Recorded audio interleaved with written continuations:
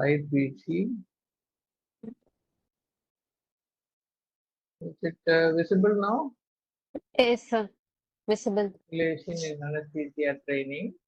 I think I have made it like a small question and answers type. So what is simulation? What is the meaning of simulation? It's a medical curriculum. In medical curriculum, it means recreating or imitating a part of the scenario for the purpose of training or evaluation. So you can first learn how to pass a fiber optic bronchoscope, or how to pass a W tube, or how to do a central line cannulation, or how to place an epidural catheter. All these things can be trained using a mannequin in the simulation lab. And once you have mastered the technique, then you can do the evaluation. How many times you have succeeded in the first attempt, how many times you took for a central line cannulation. So the improvement in your skill also can be evaluated. So there are two things that can be done. Initial training also can be done. And once you have done the training and you are confident, your evaluation of your skill can also be done. So how can it be categorized? It's categorized into technical skills and non-technical skill training. Okay? That is how you categorize the simulation training. What is the best benefit of technical skills training? Give examples for that. Technical skills training refers to training in a procedure or improving the psychomotor skills of the anesthesiologist, or to improve medical knowledge for managing clinical scenarios. So these are the three things that can be attributed to what is called the technical skill: training in a procedure, improving psychomotor skills. What do you understand by this word psychomotor skills?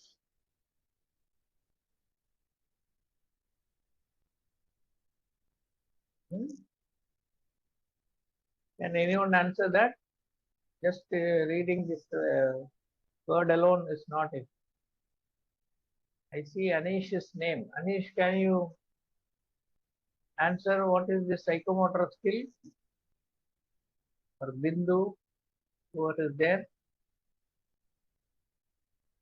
See, what will happen if you supposing encounter a critical incident in the OT?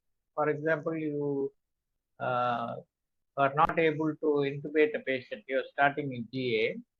You are given the protocol, you are given the relaxant, you are trying to intubate the patient, you are not able to intubate. The patient is an obese patient.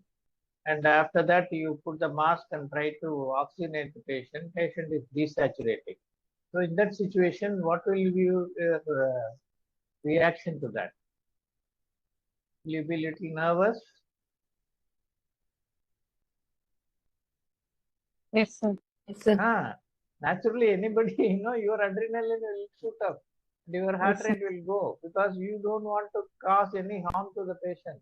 The basic principle of anesthesia is primum non nocere. First of all, do not do any harm to any patient. Okay, that is the priming basic motto of anesthesia. So in that situation, naturally, you will get a little disturbed. You will get little, stressed out. You will get little tense, nervous, and that particular feeling will be improved. You will not feel so jittery. You will, by getting the simulation, you will be more confident. You will not lose your composure, and you will be able to somehow manage and save the patient. That is what is called the psychomotor skills. It is getting over your nervousness or tension in a critical incident time. That is helped by simulation, because you already know, you have seen situations like that in the lab. You know how to manage that. So you can immediately recollect and think what you have done in the simulation lab. And even if you have to do a front of neck access suddenly, you will immediately think of it and put a knife and open the airway and save the patient. Okay. So that is what is called the psychomotor skill. Keeping your mind in a calm way to manage a critical situation is your improvement in your psychomotor skill.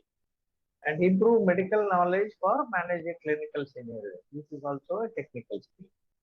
Now, coming to the first part of that, procedural skills can be either like a example. These are all simple examples: central venous access, fiber optic bronchoscopy, arterial cannulation, or epidural catheter. These are all some of the practical skills which you can learn in a non-risky environment. Instead of poking the patient a umpteen number of times in a live patient, in a mannequin you can keep on trying and you can master your skills by repeated terms, and that is the procedural skill improvement. And management of clinical scenarios like malignant hyperthermia or local anesthetic systemic toxicity or anaphylaxis, all these things come under management of clinical scenarios, or a bronchospasm for that matter. Any critical incident can be an example of how to manage a clinical scenario. Now, how are simulation scenarios useful? What are the non-technical skills in simulation training? So, simulation can be used for orientation to new procedures. When a new PG or a new trainee comes, instead of allowing him to try a technique on or a procedure on a live patient, you can always give them chances in the simulation lab. And then exposure to uncommon clinical scenarios is another important things which do not happen every day in the theater, and you can use that for an assessment of your knowledge. Just like this, these two parts are again repeated here in a little more elaborate way. That is, the training and evaluation can be done, and this can accelerate the skill acquisition. So once you keep on trying how to intubate with a laryngoscope in a mannequin, your confidence level will increase. And when you do it in a live patient, you can do it faster than what you do in a live patient attempting several times. And it improves the skill retention. When you keep on doing it again and again in the simulation lab, you don't forget the skill. You retain that skill and you are able to do it anytime it is required. And it reduces the extinction of skills. That is, even after you have worked for through 2 years, if you continue to go to the simulation lab and practice, then it will not allow your skill to be fading away. Otherwise, when you don't do a procedure like a fiber optic intubation every day, and 6 months later you want to do that, you will forget some of the nuances of that. Whereas if you keep training yourself in the simulation lab, you will not lose that skill also. Retention and extinction, that is, you don't totally forget about it. In addition, simulation training, what are the non-technical skills? Task management, leadership, team working, situation awareness, and decision making. These are all considered as the components of the non-technical skills. First is the task management.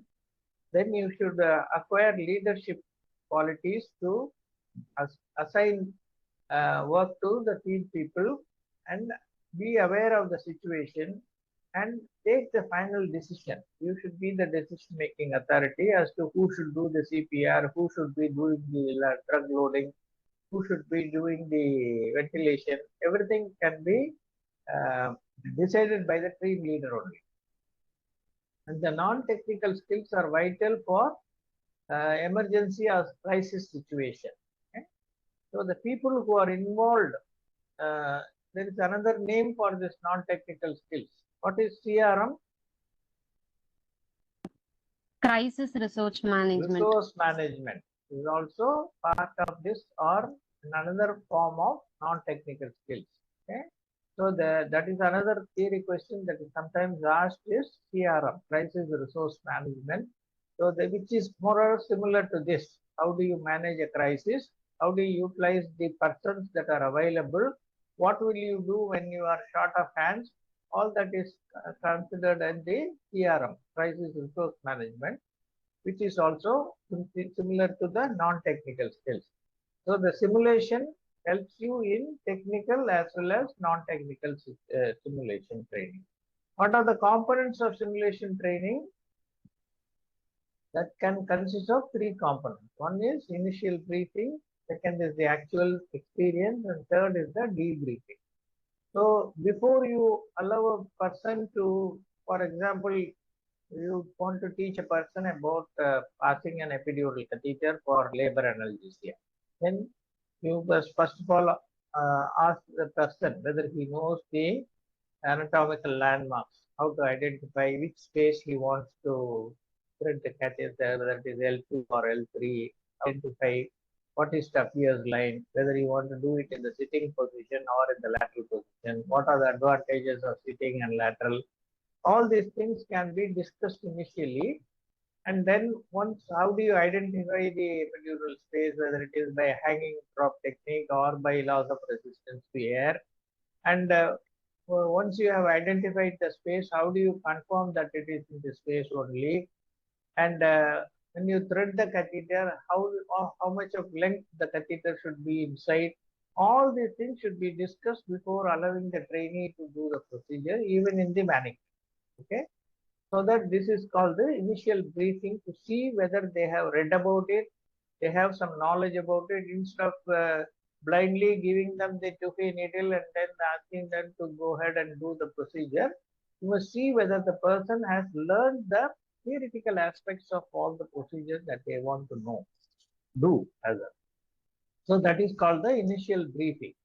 Then the second is actual feeling. When they go, supposing they hit the bone, then you tell them how do you withdraw, what is the change in direction you should do. All that can be taught during the actual experience of doing that.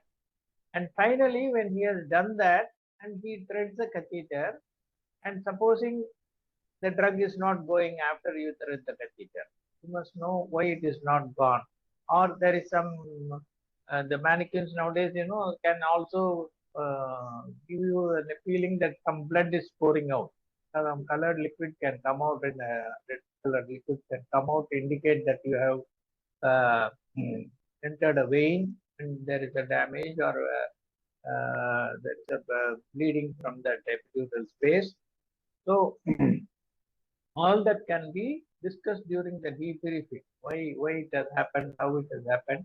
Or if you have successfully done, then you must also can discuss about it. How were you successful in the first attempt? What is, remember the direction you went, remember all the sensations you had, like piercing the ligamentum flavum or the interspinous ligament, what was the feel. All that can be described or discussed during the debriefing. Then this is the debriefing gives the and allows the trainee to understand their decision making process, as well as it is the first step in changing their clinical practice for better performance. If supposing they have done some mistake when doing learning an intubation with a Macintosh laryngoscope, whenever you touch the upper jaw, the mannequin may make a sound. So that will indicate that you are not applying the pressure correctly and you are levering the laryngoscope blade on the upper jaw, which is likely to cause a broken tooth. So in that situation, you have to recall this during the debriefing and make sure that you don't repeat that levering the blade on the upper jaw. And once you consciously do that, your performance will definitely be better next time. Okay, you will avoid that. And especially in a situation where there is an upper shaky tooth, the two upper incisors in an elderly patient coming for intubation is shaky, and the patient is not willing for the removal of the shaky tooth, then you can knock it out by your faulty technique. So that by repeated, debriefings, you can always improve the skill of your procedures. And what is the rationale of using simulation in anesthesiology? Why do you want to use it in anesthesiology? It is an interactive and innovative educational tool that will give the confidence to the trainee, improve their clinical knowledge through practice, enhance team performance also, because it also improves your non-technical skills. It will help you to improve as a team person, you will perform better.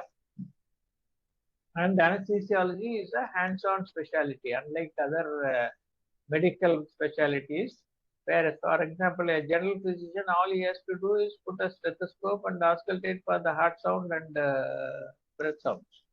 Whereas in anesthesia, you have to perform. You have to give a spinal, you have to give an epidural, you have to intubate. So every day you have to do what is called the hands-on procedures. And only way to learn is to repeatedly do the procedure. Then only you will improve your skill. And it's in the simulation lab, because it is not a live patient, it is a safe learning environment.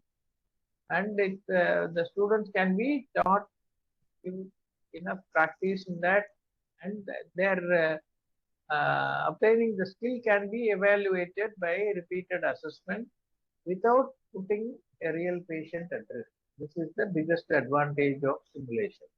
And anesthesia, in fact, is a pioneer for the introduction of simulation into medical education. So outside the medical curriculum, it was the aviation industry which had this what is called the cockpit drill. They used to call it as a cockpit drill to avoid any aviation accidents. You know, remember 6 months ago, the plane that took off from Ahmedabad crashed within a few seconds. Less than 10 minutes time, it crashed, and more than 270 people died. And such things are prevented by repeated cockpit drills, and they are able to avoid such mishaps. Otherwise, you know, the number of crashes that are happening in aviation industry is very negligible compared to the number of flights that take off every day and land. The risk is quite low. Similarly, in anesthesia also, we want to reduce the incidence of any critical incidents, morbidity or mortality into the patient, and that is the main reason why we took over this cockpit drill, or the aviation industry we copied, and then we proved, brought out this simulation. So among the medical specialties, anesthesia was the first one to introduce this simulation in medical education. And it was possible because the high fidelity mannequins were very helpful in setting up the simulation lab. Initially, they had the mannequin only for demonstrating CPR, as we said correctly. And it also gives a very good improvement in crisis management training also for the students. Now, simulation allows residents to experience clinical scenarios which is infrequent in daily practice. You don't see a bronchospasm or a laryngospasm every day. So occasionally when it happens, unless you have seen it or you have managed it, you are not in a correct position to manage it confidently. But once you have seen such rare clinical scenarios in the simulation lab, it gives you a good confidence to manage the situations when it happens in the live patient. Predominating use of simulation is to educate in crisis management and to teach routine anesthetic day-to-day procedural skills also. And it can give hands-on training to non-anesthesiologists, like you have in the Western world, the nurse anesthetists or the paramedical people who manage completely. They have, in fact, good, better knowledge than sometimes qualified anesthesiologists also, and they have quite good procedural skills also. They can intubate, they can do spinal, they can do epidural. All these things can be done by paramedical people who are trained, and they are trained in mannequins and then allowed to handle live patients. So that will also be use of this simulation training. But when you want to teach such things in the regular OT, when a live case is going on, it will cause a distraction. For example, if your assistant goes on telling 4 PGs around him all about the importance of difficult airway management. It will be distracting to the surgeon. It will be, and your concentration on the patient also will be distracted. So that is the one of the important reasons where simulation is very helpful, because your concern to the live patient is not affected there. So that is the another important thing, and that is called the risk-free environment. And some history which he mentioned again is about this is the Learner's Rescue Annie, which was mainly for demonstrating CPR. Then it improved to what is called SIM-1 in 1960s, and then this sort of mannequin which is present nowadays, you can have a palpable pulse, you can have a normal or a desaturation color in the fingers, you can have the color change in the tongue, you can auscultate and find the air entry, everything will be like a real patient, but sans the life. Okay, so that is some of the uh, and introduction of software was possible because mathematical models of physiology and pharmacology have been made out, became easier. So the computer can easily simulate the normal human responses. For example, if you say you are giving atropine, immediately the heart rate will go up even in the mannequin also.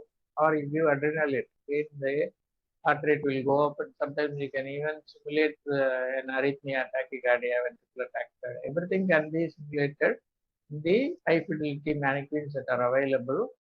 So these are the other two models like Gassman and David Gabas, Gravenstein. All these things are so they can sophisticated stimulator could imitate breathing, generate pulse, a EKG, the lung that followed normal physiological calculation. So you may have a graphic when you put the patient on ventilator with a mannequin, that may give you all sorts of graphics that you want. It can give you a auto peep, it can give a bronchospasm graphics, it can give you a IE ratio change graphic, anything that you want can be classically produced in the present day mannequins. And there are hidden sensors to test whether the anesthesia machine and recorded users actions wherein providing the feedback also. The stimulators used around the world today are updated version of the about simulators. So what is the current state of stimulation in anesthesiology?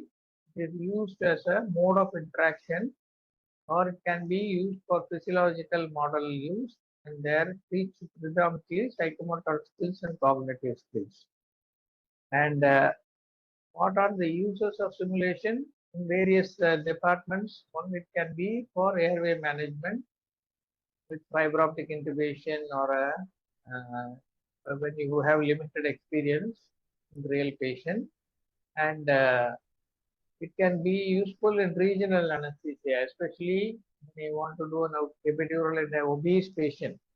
You are not able to feel the anatomical landmarks, and even you want to use an ultrasound, that can be done in the simulation lab itself. The helpful tool for adult ultrasound regional anesthesia as well as pediatric ultrasound regional anesthesia. And you can have obstetric anesthesia where you want to improve your skills on the obstetric labor anesthesia with epidural, or a massive bleeding scenario, postpartum hemorrhage. That also can be assessment of blood loss. All that can be taught in the simulation lab. And so these are the technical skills, how you use that in the OGP, and they can be videotaped. All the simulations that are done can be videotaped, and they can replay that and then teach it for the communication to other students. And cesarean deliveries under GA are now coming down. Earlier, during our PG days, GA was the choice of anesthesia for any cesarean, and we were not encouraged to give spinal. But the Western world found that more complications happen during GA for cesarean, whether it is elective or emergency. The two main reasons for morbidity and mortality were, one was failed intubation, second was aspiration. So these are the two important complications which made the people to switch over from GA to final or regional technique for cesarean section as the first technique of choice.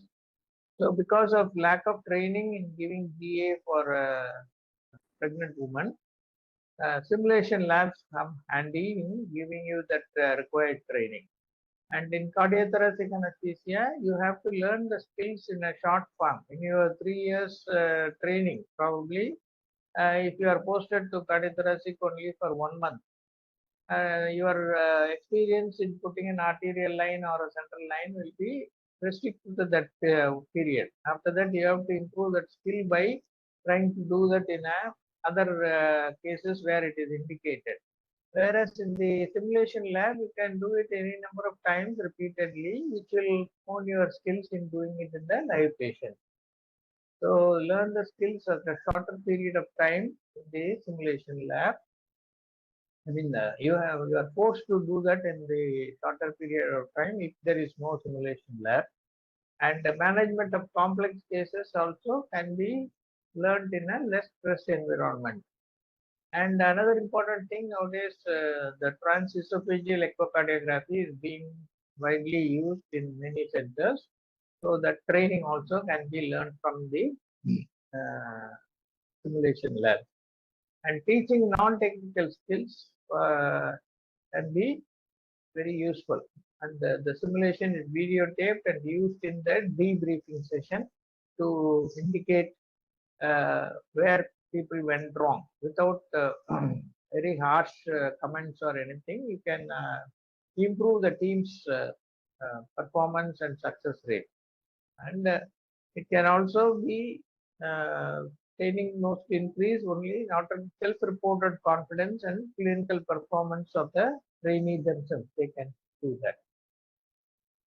Okay, so these are the points that you should include in your answers. Okay.